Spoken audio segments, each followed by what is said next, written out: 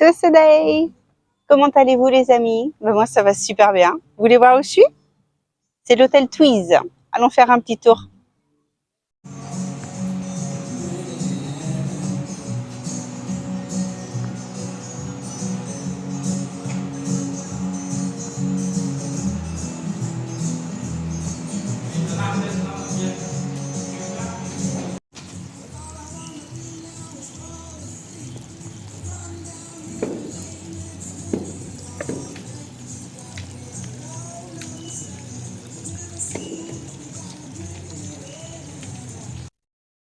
Que pensez-vous du nomadisme?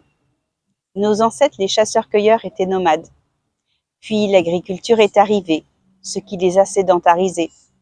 Puis le monde moderne s'est chargé de nous urbaniser, de nous entasser les uns sur les autres, de nous couper de la nature. Seule une poignée de peuples a conservé ce mode de vie, comme les nomades de la mer ici en Asie du Sud-Est, les Bédouins, les Samis, les Peuls, les Ivanks.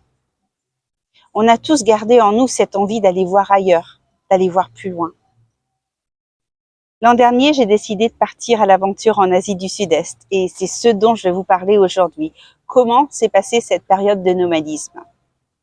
Décider de devenir digital nomade est certainement la décision la plus difficile de prendre dans sa vie.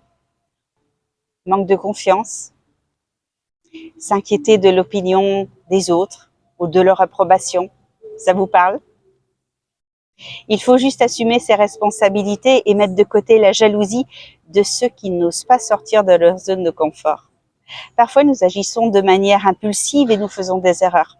J'ai vu mes 50 ans se profiler et même si je planifiais ce départ pour l'Asie depuis une bonne dizaine d'années, il aura quand même fallu passer par une période très douloureuse de 3 mois au lit, où j'ai failli ne plus jamais retrouver l'usage normal de ma jambe. Cette vie ne m'appartenait pas, et les choix non plus. Un pays qui vous offre de moins en moins de liberté, où l'on ne fait que payer des impôts fonciers sur le revenu, TVA, URSSAF, charges sociales, CSG, inflation et j'en passe. Je ne voyais plus que du négatif et aucune opportunité. Alors il était temps de faire un reset de ma vie. Et quand on n'a plus à gagner qu'à perdre, le choix est vite fait. La décision devient facile. La décision signifie de laisser derrière soi une famille, des amis, mais surtout d'abandonner cette routine ennuyeuse. Chacun suivra son chemin personnel, dépassera ses propres limites afin de s'épanouir, invalidant le regret possible de ne pas avoir assez vécu nos envies en remettant tout à plus tard. Alors en septembre, il y a exactement un an, j'ai commencé mon voyage par Lombok, puis Bali, puis tout le Vietnam, puis le Cambodge et une petite partie du Laos avant de rentrer en France mi-février. J'avais planifié ce voyage, mais en me laissant beaucoup de flexibilité. Je savais combien de jours j'allais avoir dans chaque pays, ce que je voulais absolument voir, mais pas d'itinéraire bien précis. Les seuls impératifs que j'avais, c'était 2 journées de travail en visio par semaine, donc le mercredi après-midi et le samedi après-midi avec mes clients de France. Alors, je planifiais ces jours très facilement, pas de déplacement, pas de changement d'hôtel, afin de vérifier la connexion Internet à l'avance, m'assurer que tout fonctionnait correctement, que j'ai pas raté un bus, qu'il n'y ait pas la chambre qui ne soit pas prête ou autre. En 5 mois, je pense que j'ai eu une seule fois un problème de connexion et vraiment, c'était pas la faute de l'hôtel non plus, c'est qu'il y avait un gros orage et Internet ne fonctionnait nulle part. Lorsque vous choisissez des hôtels, je vous conseille de lire les avis des précédents voyageurs afin de savoir si Internet est bonne qualité, ce qu'ils pensent de l'hôtel, s'il est fait justement pour travailler dans de bonnes conditions pour vous. J'ai rencontré beaucoup de digital nomades pendant ce séjour, tous beaucoup plus jeunes que moi. Je pense que j'étais la seule qui avait 49 ans, mais on fait tous la même chose à la fin de la journée et ce n'est qu'une question de s'adapter. J'étais déjà habituée à travailler en ligne depuis 4 ans, ce n'était rien de nouveau pour moi. Heureusement, parce que justement, j'étais familière avec tout ce qui était Zoom, Google Meet, Teams et tous les autres. Le seul truc, c'est de bien gérer le décalage horaire et de ne pas se tromper dans ses rendez-vous. Mais tout s'est vraiment passé à merveille. À tel point que maintenant, j'ai choisi ma base à Siem Reap, mais ça reste ma base. Je vais continuer à me promener partout au Cambodge, partout au Laos et probablement en Corée, en Thaïlande et dans d'autres endroits également. J'ai fait une petite liste pour vous afin de vous donner des idées si toutefois vous avez envie de changer de travail vous aussi et que vous visiez alors soit voyager en France sans base ou alors à l'étranger parce qu'on peut travailler vraiment de partout dans le monde tant qu'on a un ordinateur, un téléphone et une connexion Internet. Donc tout ce qui est formation et enseignement, alors que ce soit de l'enseignement pur et dur ou alors juste de la conversation si c'est pour apprendre une langue. Tout ce qui est copywriter, donc tous les gens qui écrivent des blogs, des livres, des contenus de sites web ou autres. Auteur en général, graphic designer, ça alors là il y en a franchement partout, j'en ai rencontré beaucoup. Coach, c'est un peu le métier à la mode où on met un peu de tout. Alors ça peut être coach de vie, coach sportif, coach en nutrition, coach, ça englobera tout ce que vous avez envie. Enseigner le yoga en ligne, ça marche pas mal. Social media manager, pour les plus jeunes.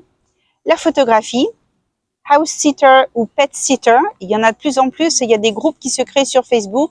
Il y a aussi un site internet dont je ne me rappelle plus le nom, mais qui est en fait fait pour les retraités qui veulent voyager dans le monde entier. Les gens font plus facilement confiance à des retraités pour garder leur maison et leurs animaux qu'à des jeunes.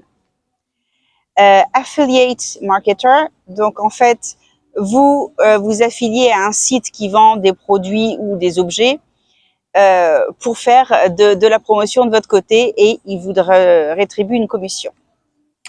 Tout ce qui est trading, bourse, crypto, journaliste, traducteur, marketing digital, vous avez le vent en poupe, éditeur de vidéos. Alors moi j'édite mes vidéos moi-même, comme vous avez pu le voir, je suis loin d'être une professionnelle, il suffit d'apprendre, mais ceci dit, je ne me sentirais pas de le faire pour quelqu'un d'autre.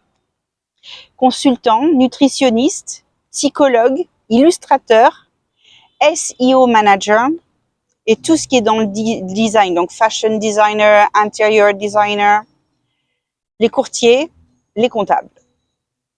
Alors, j'ai une liste de tous les sites internet qui proposent justement des emplois, alors que ce soit des emplois longue durée ou des missions, que je suis en train de tester pour vous et je vous parlerai de ça la semaine prochaine. Donc, restez avec moi.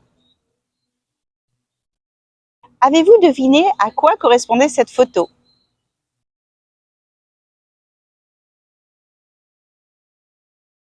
Il s'agit d'un ananas.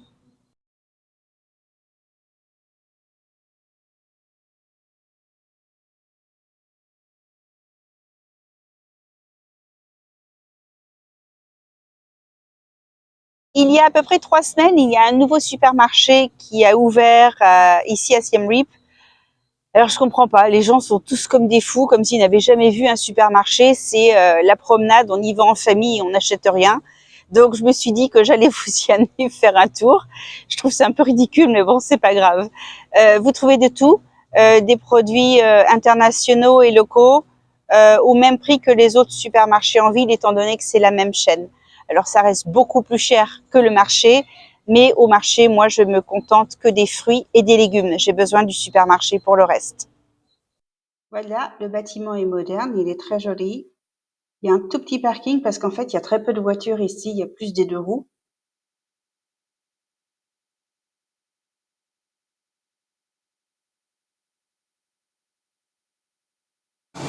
À l'étage, pour les produits non alimentaires, il y a beaucoup de locaux qui n'ont jamais pris un escalator ni un ascenseur, donc ils sont un petit peu perdus dans le supermarché. Les biscuits pour les touristes au durian.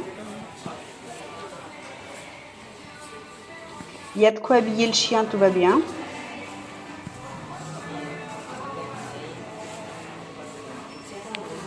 Des produits, franchement, qu'on trouve partout en Europe, en France, aux États-Unis. Beaucoup de marques françaises. On découvre même des gâteaux qu'on ne pensait même pas avoir, comme les donuts français, les brownies français. Il a fallu que je vienne jusqu'ici pour découvrir ça.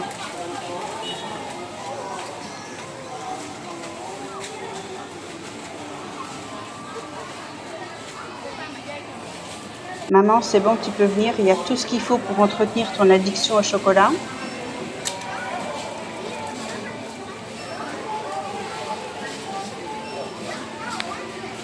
Ici, il n'y a pas eu pénurie de moutarde.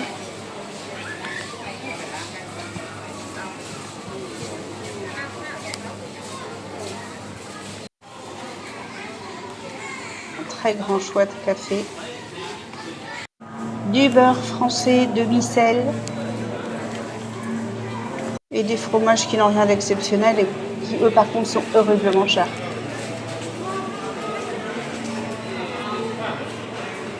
Et même le rosé au frais pour l'apéro. Que demander de plus? Le week-end dernier, j'ai eu la chance d'aller voir Angkor Wat pour l'équinoxe. Donc, vous savez que Angkor Wat a été construit de telle manière que la tour principale d'Angkor Wat soit alignée avec l'équinoxe d'automne et de printemps, donc 2 fois par an uniquement. C'était sympa, il y avait une bonne ambiance, il y avait énormément de locaux et peu d'étrangers. Par contre, il y avait beaucoup de nuages, donc on n'a pas vraiment vu le soleil, mais ça valait quand même le coup. Je vous recommande d'y aller si vous venez ici à Siem Reap pendant vos vacances ou pour y vivre.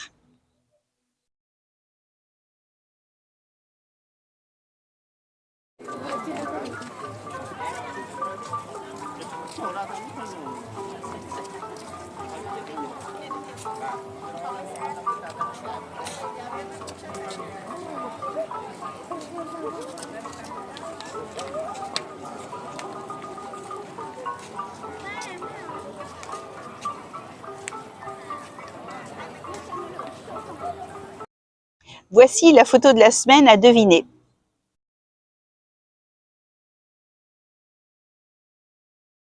Vous êtes nombreux à m'envoyer des messages privés auxquels je réponds avec grand plaisir. Surtout, n'hésitez pas à me suggérer des sujets de reportage qui vous intéresseraient. Je me ferai un plaisir de vous répondre. Je vous dis à dimanche prochain, les amis. Passez une bonne semaine. Bye bye.